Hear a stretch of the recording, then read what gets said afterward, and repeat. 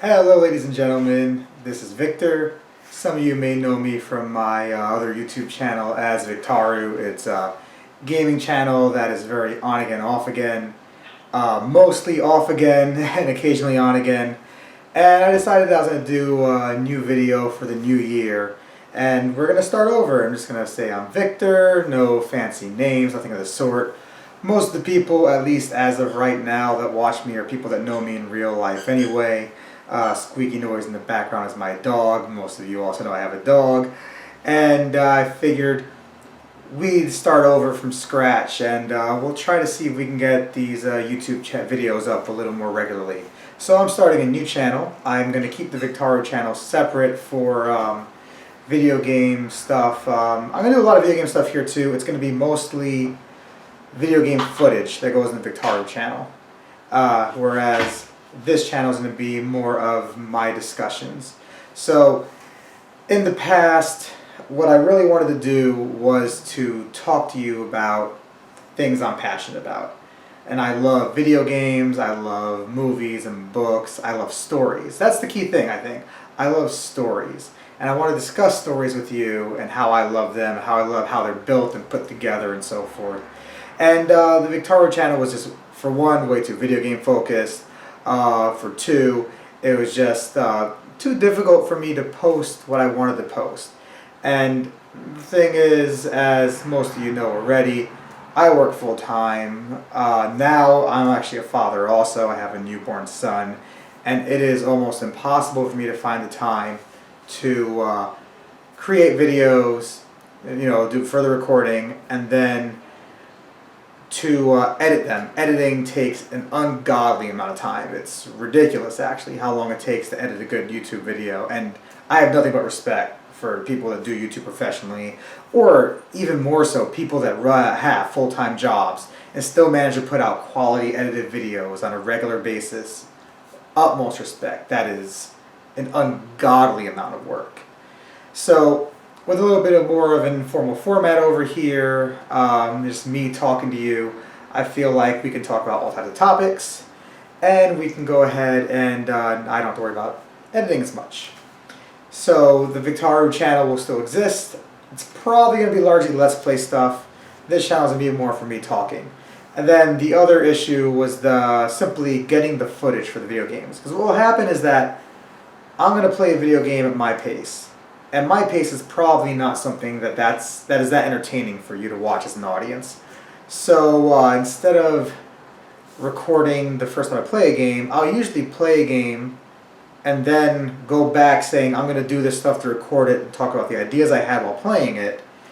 And then I don't want to play the game again because, again, I work a full-time job and now I have a kid and I don't have all the time in the world to go back and replay games over and over and over again. Even if I love a game, like the BioShock Infinite video that was so popular, I just didn't want to play BioShock Infinite again. And BioShock Infinite's a great game, but I have other games I want to play. I have a 300-something game log on Steam. I have Wii U games I've never beat. I have PS3 games I've never beat. I have Wii games I've never beat. I have DS games and 3DS games I've never beat. And I have the games that I try to get good at that suck up a lot of time just trying to get good at them.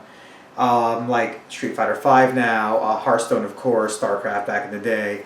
And these are games that I'd rather put time into these games. I'm going to play something that I've already played before than just play BioShock Infinite all over again. So I figure with videos like this, I can sit down and I can discuss a video game with you that I've already played without having to play it again in order to capture more footage. It allows you to sit down and talk. Speaking of which, the last game I just beat was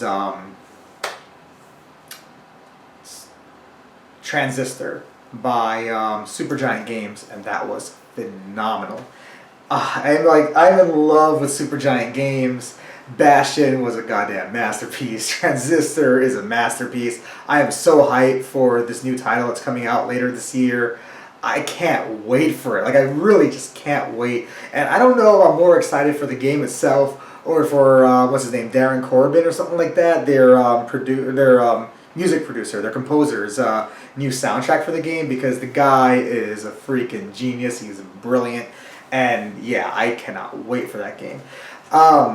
I am super curious about what the world's going to be like in the story too, because Transistor and Bastion were so similar. And I'm not talking about like play styles and so forth. I mean, they were like almost two sides of the same coin.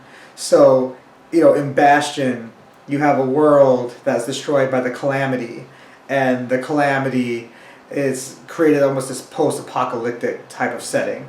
And with the Calamity, you are looking at a scenario where you have a defined area that is destroyed, but yeah, there's no more population there, really, no population centers, just a handful of people.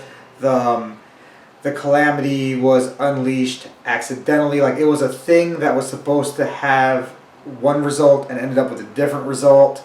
The Calamity is both a noun and a verb. The Calamity is the thing that happened to the world of Bastion. The Calamity is also, the things, the collection of the things that you fight. The idea of people unleashing the Calamity, even if unwitting, well, they intentionally unleashed it, but the end consequences were unintended. Then you play, what's the name of it, Transistor, and there is the process. And there are the people that unleashed the process because they were using it in order to do things for their town, but the process turned out to be its own thing and destroyed the entire town and caused this kind of post-apocalyptic thing within this one, again, confined area, very small population groups. The characters looking for answers, just like in Bastion, to see what happened. The process is both a verb and a noun. The process is what is happening to the town. It is going through the process. It is also becoming the process. The process are also the enemies that you fight. They're all of the process. It's just such parallels. And this new team-based RPG, I'm curious if it's going to follow the same kind of rules, the same parallels. And Supergiant Games, I think they're my favorite small indie studio. Of course, CD Projekt Red has my heart and my soul deep inside, but CD Projekt Red is blown up. They're huge now. And I think that my favorite small indie studio is Supergiant Games. They're fantastic, and I can't wait for what they're going to do next. Outside of that, as you all know, with my baby, as some of you know anyway, my wife has left her job. Congratulations to her. It was an absolute hellhole, and I'm super glad she's gone. And this is something I might discuss a little bit too in my videos, even though it actually has nothing to do with stories. But with her leaving a job, of course, finances has changed drastically for myself and for our family, basically. And now we're eating out much less often. I'm doing grocery shops, and basically whatever I buy is what I pretty much have to eat through the week. There isn't a whole lot of choice in terms of, fuck it, I'm going to go out to, wherever tonight instead and grab dinner and a couple of beers and it'll be okay.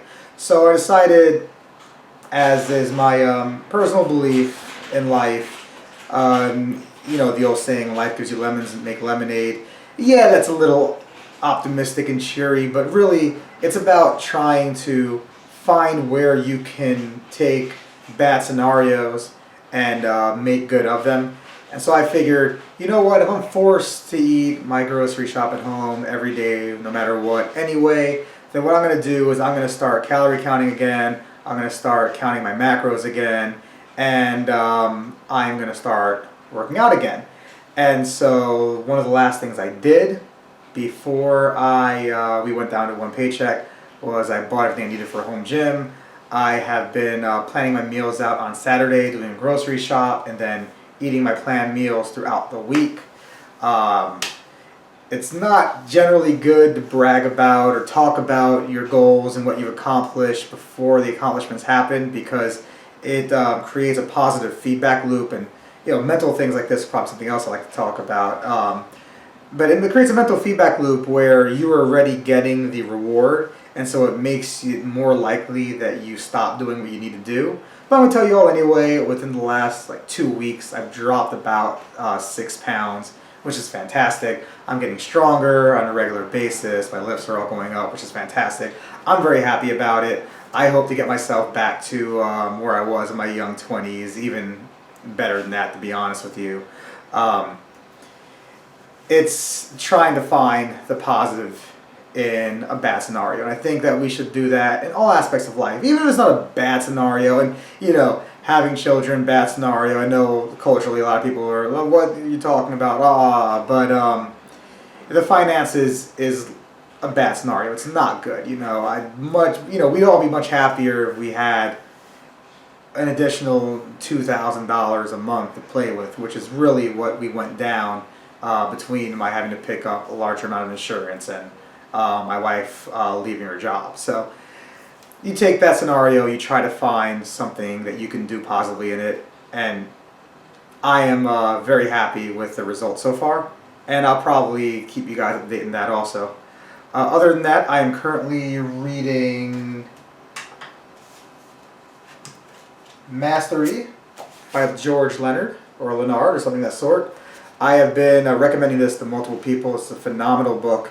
And this book is basically about an idea that in our modern culture, we emphasize on results. We emphasize on goal-driven mindsets. And that when you really want to get good at something, and the guys in the Kaido Master, that is what he thinks about by and large, but it's not relegated to Kaido. It's not even relegated to physical activities, just for anything. And I know that some people on the StarCraft subreddit recommended that book in terms of thinking about getting good at StarCraft. And I know I have a lot of things that I want to get good at, and I have a lot of dreams in my life and goals in my life, and some of them are delusions of grandeur, and some of them may happen one day, but that book relates to all of them. It's basically throw out that idea of I'm doing this for this achievement, I'm doing this to accomplish this. Instead, your goal should just be mastery, and mastery is gained through a series of plateaus. And the idea is you climb, your skill goes up and up and up, but then you plateau, and you plateau for a long period of time. And that's where most people quit, because that's where you stop seeing results. And as a result-driven culture, that can become disheartening to people. So the idea is that during the plateau, you are performing the same action over and over and over and over again. And again, talking about video games, which of course I'm a big fan of, if you listen to pro StarCraft players talk, for example, you listen to pro fighting game players like Street Fighter players or King of Fighter players and so forth, they don't just play 100 games online a week. That's a waste of time for them. The vast majority of their time, they'll tell you they'll get another person that's in their team and be like, I need to practice this matchup. I want you to do this matchup in this exact build against me 30 times. And I'm just going to play against that 30 times until the moment I scout that's happening, what I do is second nature. It is muscle memory, second nature, whatever you want to call it. I just do it. I don't even think about it. It just comes naturally. And that's where the plateaus hit. The plateaus are you performing the same action over and over and over again, and you feel like you're not making advancement. But the reality is you are. The reality is that you're just doing it and drilling it to the point that you don't need to think about it, and you just do it. It just happens. It's just instantaneous action. And once you do that, then you start to improve again. The problem he talks about at that point is that eventually you hit the next plateau where you're trying to learn the next thing, and then at that point you actually fall some, you lose, you decrease in skill levels, because now you're thinking about something, and the thing that you used to have, bam, off the top of your head, muscle memory, reaction, starts to falter because you're trying to put a new thing in there. And so you actually drop in skill for a while, and then that also discourages people even more than the plateau does. But the idea is that if you keep then busting on the new thing, eventually the old thing will fall back in line where it was, and then eventually the new thing will become muscle memory also, or second nature also, and then you start climbing again. And the thing is to love the plateaus. When you're in the plateau, you are mastering your skill and you are going to get to the next level. And so do not get discouraged. Do not say I quit. Do not say I'm not good at this. Especially don't say I'm not good at this. Just keep doing it. Keep doing it and you will improve. And keep doing it intelligently. He talks about the importance of teachers, good quality teachers. Keep doing it intelligently. Keep doing the same thing. Keep doing your backhand if you're playing tennis. Keep doing your figure drawing if you're drawing. Keep doing, painting with the same color shades and explore how it works with different levels of it if you're painting. Keep doing your task. Keep practicing your art and you will gain mastery. It's a fantastic book. Again, Mastery by George Leonard or Leonard or whatever. Highly recommend it. Speaking of which, the drawing and painting part made me think at the end of last year, it was very exciting to have a new album from, what was that group? Busta Rhymes was a part of it, and they hadn't made an album forever. And I'm 100% about to pull up my Spotify here because I can't remember what they're called off the top of my head, and it is killing me. It was super exciting to get a new album by A Tribe Called Quest. However, despite that, and it was a pretty good album, I have hardly listened to it because about a month earlier, A$AP Rock put his new album out, The Impossible Kid. It is a piece of hip-hop mastery, as is everything A$AP Rock ever does. And he has this track on there called Rings. And I heard this song, and I got my wife and was like, you have to listen to this song, because this song is going to be your heart and soul. And the song on the most base level is about not allowing your inside voice, not allowing your fears, your anxieties, not allowing your doubts to bring you down. He says they will chop you down just to count your rings, But he talks about it specifically in the mindset of he used to draw and paint. He used to do art. He used to go to art school. And he let his fears and his anxiety stop him from drawing and painting. And he says he gave up on all of it because of that. And the song is about just this beautifully written song with all these wonderful references to the art. Talking about you can't imagine the stars that align when a forearm starts foreshortening right, or torso hangs on a warping spine and proportions read as warm and alive, or you can't imagine the rush that ensues when you get 3 dimensions stuck into 2. It's just fantastic. It's such a great song. And I would recommend it to anybody that's into doing fine arts, period, just because it's so jam-packed of terminology. And it's fun to hear terminology coming out in rap music. That's what rap music's all about, of course. It's about wordplay. And it's really cool to hear somebody say, I can take these words that nobody's ever going to fucking rap with it, and watch me, bam, I just made a rap song with these words. No one's ever going to do this, but I did it. And that's exactly what A$AP Rock does. And that's why the man is a goddamn genius. Anyway, that's probably it for right now. I'm looking forward to getting to 2017. 2016 was a clusterfuck of a year for myself and my family. And I'm not talking about bullshit, oh my god, so many celebrities died, boo-hoo-hoo. 2016 was a rough year for myself and my family. There were a lot of things that happened. There was death in the family. My dog broke his leg. We had multiple issues in the house, air conditioning breaking down, the entire plumbing in my house having to be replaced, at least the plumbing coming into my house, the entirety of it having to be replaced. It was just a really rough time. And despite the financial setbacks, despite lack of sleep due to having an infant, despite all of it, I go into 2017 optimistic that it will be a better year than last. I go into 2017 optimistic that I can make myself better than I was last year. And that's my goal every year. If I can end every year a little better than I was the year before, then I have lived a life worth living. So I will talk to you guys again.